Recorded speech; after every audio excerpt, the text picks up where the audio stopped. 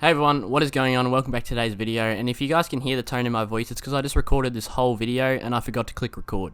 So this is probably not going to be as in-depth as I did the last one in the attacking side, but I'm going to try and make it still as in-depth as I can so you guys can still enjoy this video, but I might just sound a little bit angry when I'm repeating myself because I kind of just completely forgot to click record on the last video. But welcome to today's video. This is going to be the sequel to the attackers, ranking all attackers that I did yesterday, and you guys wanted defenders, so I decided to do it today. So we're back today with every defender in the category, and yeah, we're going to rank all of them, and I'm going to be describing why I believe they deserve to be there and why they don't. So the categories we're going to be stacked with today is godly, good, meh, okay, and garbage. Now, I have the Lord section at the bottom as well, because obviously we have Tachanka, so I'm going to get him out of the way first. Tachanka is a great operator when you think about it, but he just doesn't have any use. He's a great operator in terms of his position in the game, everyone loves him, but when you think about it in terms of competitive play, he's just not good. So instead of putting him in the Garbin section and triggering all of you, I'm going to put him in the Lord section, and he just has his own role because he is just the Lord. So I've decided that I'm just going to rank everyone in these certain categories, and I'm going to go over them one by one. So first we're going to start off with garbage, and I think that Warden and Clash are the two garbage operators in this game. My reasoning behind Warden is he just doesn't bring any utility to the team at all, and Clash, Clash is just Clash. In my opinion, she really has no use. All she does is just electrify the other team, and if you have a smart team, they're just going to whack her, and then she's just going to get countered completely, and she's going to have nothing to do about it. I just think Clash and Warden both really don't bring anything. Warden's use is meant to be to counter flashes and smokes. Ying is there for that, but I don't think Ying really... She's not there yet that where people play her enough. She might be in the future with her recent buff. She's not yet that for Warden to really be useful, and they're both just garbage. Both of their guns are trash as well, so I just don't like either of them in my opinion. If you guys disagree, that's fair, but I believe they both deserve to be in the garbage section. So coming in at okay, we are going to have Castle, Goyo, Cav, who else did I have? I think Oryx and Wamai. Now starting off with Castle. Castle is better than he used to be. I honestly would have put him at garbage without his new addition of the Super Shoddy, but he really just doesn't have any use really anymore. It's just, I don't know, Castle's just Castle. He can be very useful when you're coordinated with a team, but that is the only time Castle is ever useful. If you are solo queuing, you should not be playing Castle. He's completely useless unless you're running strats with a teammate with a Mira. Or another operator, it's your decision, but yeah, that's my opinion on Castle. The Super Shoddy does give him a little bit more utility, which is why he's not in the garbage section, but he still definitely has some work to do if he wants to become a top tier operator. Now next up we have Goyo. I think Goyo is kind of just a meh for me. I don't really know how to explain it, but in my opinion he just doesn't have anything useful to bring to the team. He has definitely played in Pro League, but I believe the Vector isn't a great weapon in all honesty, and the shields are good, but there's really little situations where they actually come in handy unless it's real late game. I just don't see him personally as a good operator, but that's my opinion, but you guys can definitely disagree if you'd like, and I'm definitely happy to hear you guys' comments down below. Now this is going to be a little bit of a controversial one, I think. Cav, I just don't like Cav. I don't see her point. I don't see what she can really be useful for. She has the ability to silent step, which is cool and all, but really it doesn't suppress her sound as much as you guys think. She has the ability to interrogate, which is cool, you get a kill, but once you get that interrogation, it's going to turn your team into savages and they're going to get killed more chance than them actually get kills, which is why I think Cav can kind of be a little bit of a killer for your team. I just don't see a good point in Cav. She really doesn't have any purpose behind her, and I think she's just pretty useless, in my opinion. You guys can definitely disagree, but yeah, that's my opinion on Cav. Same with Oryx. Oryx has a good gun.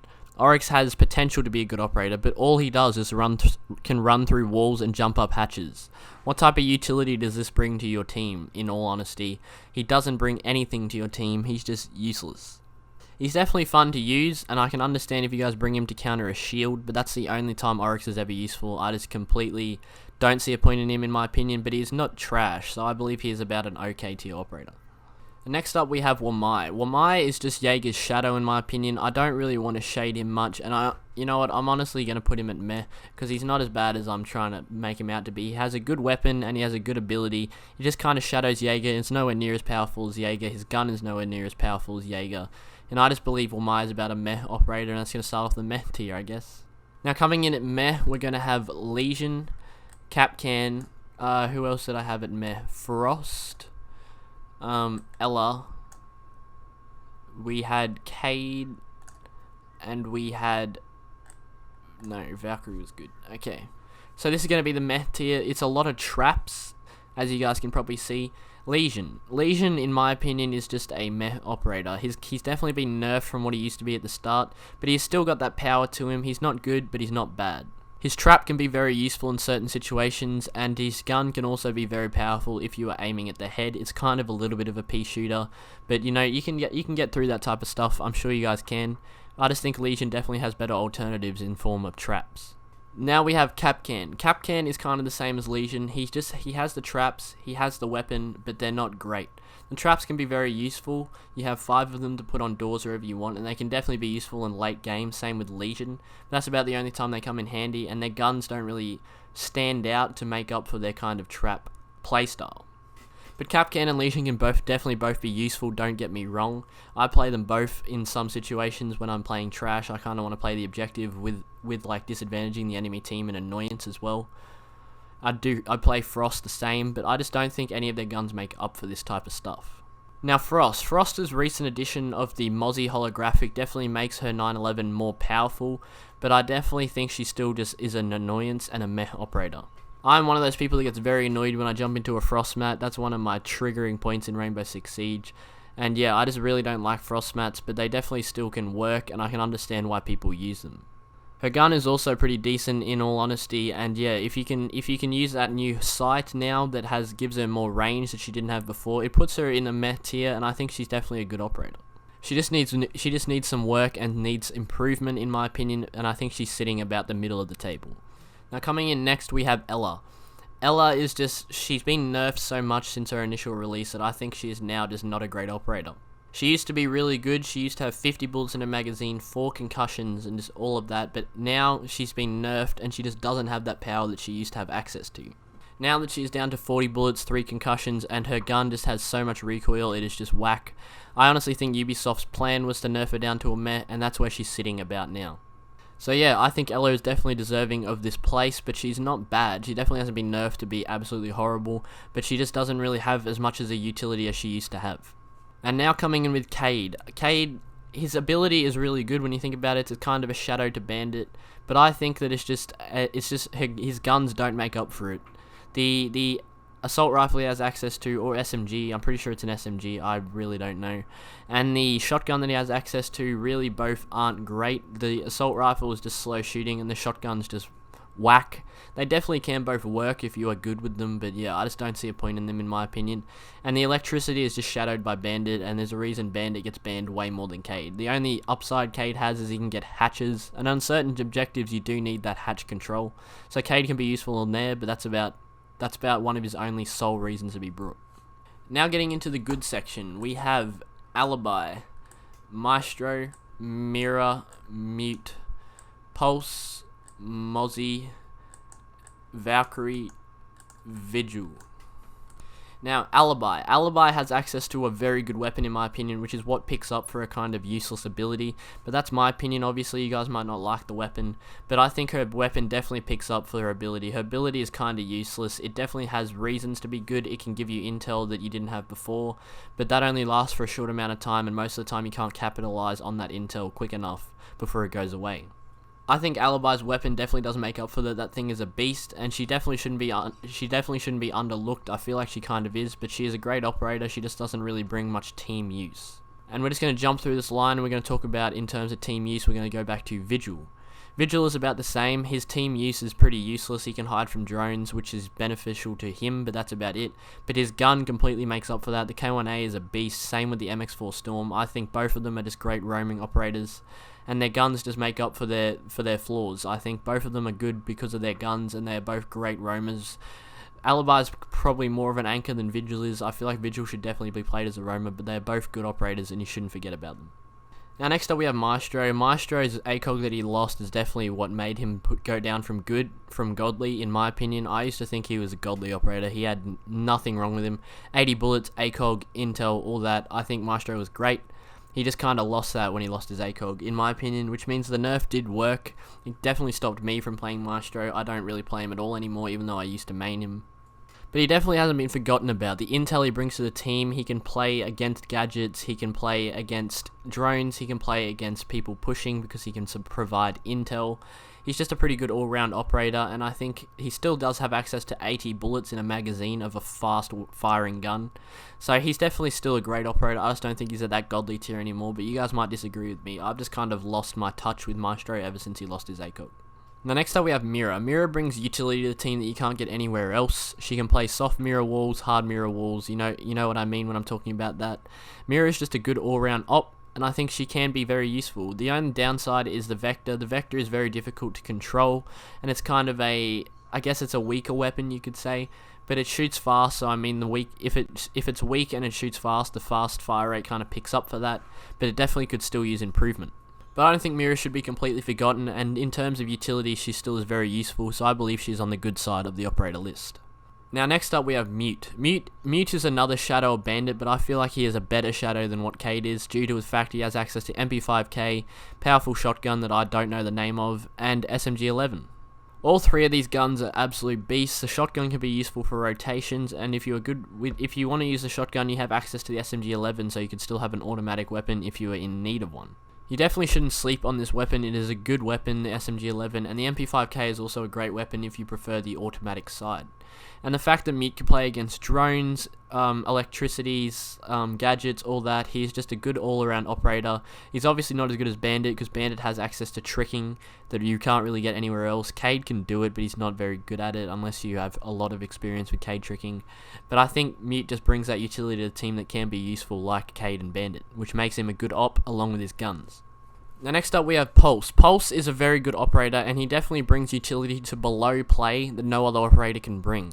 He has access to be able to shoot through the floor if you're planting, C4 through the floor, and he's very useful because he has that live ping that you can't really get with an other operator. You definitely shouldn't forget about Pulse, and in objectives like Trophy on Villa, where you can just clap the shit out of people from below with a C4, especially when they're all rushing Master and you just throw a C4, dead. That's happened to my team a lot, and I've done that to teams a lot. I think Pulse definitely shouldn't be forgotten in this map, and yeah, and just in general, Pulse is a good operator, and he may not be picked as much because of his gun. It's not the best, but it's still pretty good. But I think he definitely shouldn't be forgotten about, and Pulse is still a great operator. Now next up we have Mozzie. Mozzie, in terms of guns, his guns have basically no recoil. They really don't. Recoil doesn't exist on either of his guns, to be honest. They are very easy to control, and he has access to shoot 3 of his Mozzie charges at 3 drones, and can technically get access, if he claims 3 drones, he has access to 3 drones of intel on the defensive team, which can be very useful. And this part of Mozzie definitely shouldn't be forgotten about. His guns are good, but the intel side of Mozzie is what makes him a great operator in terms of the link between them. Just a good all-around operator. You definitely shouldn't forget about Mozzie. I think he is a great investment, and he is a good operator to pick when you are trying to level up your character, and he's definitely a good first operator because obviously his guns have no recoil. And finally, in the good section, we have Valkyrie. Now, Valkyrie brings intel to the team that you don't get anywhere else. Completely throwable cameras that can go outside. You can't get that on any other defender. Outside intel that's not a default camera. And I just think in terms of just sheer intel, Valkyrie is good. The MPX, in my opinion, isn't that good. But I think that the intel kind of makes up for that, and Valkyrie is definitely an annoying operator to come up against, and she can really benefit the defensive side with intel in late game pushes and even early game pushes. If you have her cams in the right spot, you watch Coconut Bra and you know where to throw them. She can be very useful, and I think she deserves to be in a good tier. Now finishing up with the godly operators, we have Bandit, Doc, Yaeger, Echo, Rook, and Smoke. In my opinion, Bandit is just really useful in terms of he's one of the best operators for anti-gadget. He can stop Thermite, Hibana, and that is the main things that can come really in handy with Bandit. And there's a reason he gets banned on objectives where a hard breach is necessary, because Bandit just completely counters them if you have a good, smart Bandit. And even not, if you ban Thatcher on the other team, then Bandit really needs to go, or you can't really get in. And with the team up of that and the MP7 that Bandit has access to, he is just a very powerful operator, and you cannot forget about Bandit. He deserves to be in the godly tier, and I think he is right where he belongs. So next up we have Doc. Obviously you guys know Doc is OP. I'm going to talk about Doc and Rook in the same situation here, so I'm just going to put them next to each other. Doc and Rook both bring their own utility to the team that you don't get anywhere else. They both have access to MP5 ACOG. That thing is OP. You cannot forget about the MP5. MP5 ACOG is just godly, and P90 itself isn't even that bad. It's like, P90 is not bad either. Doc ACOG, Rook ACOG, both powerful. They can both be played as anchors and roamers, but I honestly think if you're going to roam, you should play Rook, because Doc needs to stay alive to give stims. Rook's ability is already gone at the start of the round. But Doc brings the ability to heal people. You don't get that anywhere else. Doc is an absolute beast in that instance. Doc can heal people. Like, that's so useful. Like, you just can't underestimate Doc, and there's a reason I put him in the godly tier. His weapon is powerful. His ability is powerful. Rook gives armor to the team. It gives you the ability to take more hits, and just makes you, like, more, I don't know, susceptible to gunfights, I guess. I think Rook just makes you it gives you more confidence, I guess. You have more power, and I think Rook is just a beast in that instance, and I think Doc and Rook both definitely deserve this top spot. They are both gods, and they are both very worthy of being in the godly section. Now, this is the god of all gods here. We have Yaeger. When you guys think about it, what other operator brings the utility to be able to counter 6 throwable objects, along with having the best defensive gun in the game, in my opinion, and along with, now that he's 2-speed, he can take more bullets? I think Yaeger is just a beast in that instance. Yaeger is just a godly operator. People think he really got hurt with the nerf that he got to dropping his speed. Sorry for stutters, from 3 to 2. I think Yaeger is still fine. Yaeger is just a beast. He's fine on his own. He doesn't need that 3-speed. His ability and gun single-handedly makes up for that, and now he can take more bullets because he has 2 armor. I think he deserves to still be at the godly spot by far. Now, next up we have Echo. Echo is in the godly section because of his anti-plant and intel-based operations. You don't get that with another operator, really. Maestro is probably the only one that comes close, but Echo can completely stop a plant with his yokai, and late-game situations with that is just absolutely godly. Like, I think Echo definitely deserves to be in this position. Echo is just, and his gun, the MP5K, no, MP5K is not his name, MP5SD I think it's called, I'm not exactly sure. That thing's a beast. He has ACOG access, he has Bearing 9 access as well. His loadout is great, his ability is great, and he just deserves to be in the godly section. Now, last but not least, we have Smoke. Smoke is in the godly section because of his pure usefulness. He has access to the godly shotgun that I still don't know the name of, the FMG, which is it's not bad, but it's not good, and the SMG-11. The reason I'm speaking about this is shotgun SMG-11 team-up can bring utility in terms of rotation.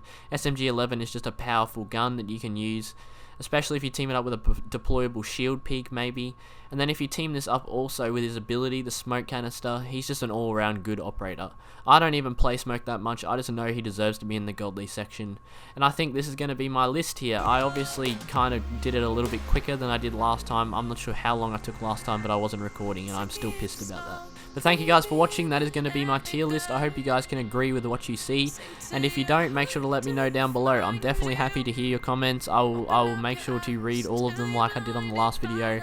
And yeah, if you guys also would like to check out my second channel, I plugged it last video and I'm going to plug it again, but this time the link's actually going to be in the description at the top.